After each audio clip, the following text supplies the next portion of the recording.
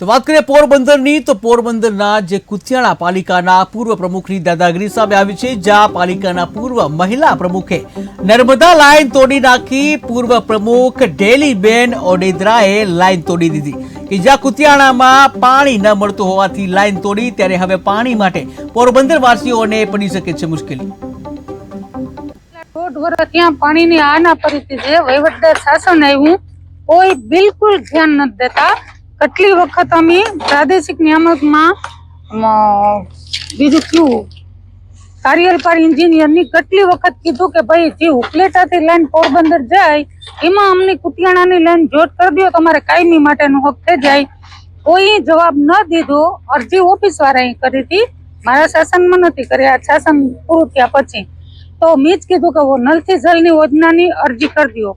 અરજી કરી, કોઈ અધિકારીએ જવાબ ન દીધો તો અટાણે હું મજબૂર થઈ કે લાઈન મારે ફરજિયાત તોડવી પડી।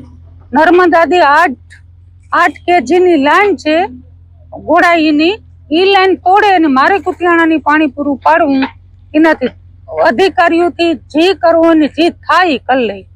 પાણી વગર હું ગામને નહીં રાખા। એટલે અત્યારે મારે આ જેસીબી મગાવે ને ફરજિયાત ઉપલેટાથી પોરબંદર લાઈન છે નર્મદાની, ઈ લાઈન તોડવી પડી। ઈ લાઈન તોડે હું મારા ગામની પાણી પૂરું પાડી। બીજો અમારા ગામમાં કોઈ ઉપાય છે જ નહીં। દેવસીભાઈ નું પાણી લીધું તો ઈ પાણી ઘટે, એક બોરનું પાણી થાય નહીં। 10 થી પાણી મળે। છેલ્લા 20-25 વર્ષ ત્યાં મેં કોઈ દિવસ 5 દી નતા થવા દીધા।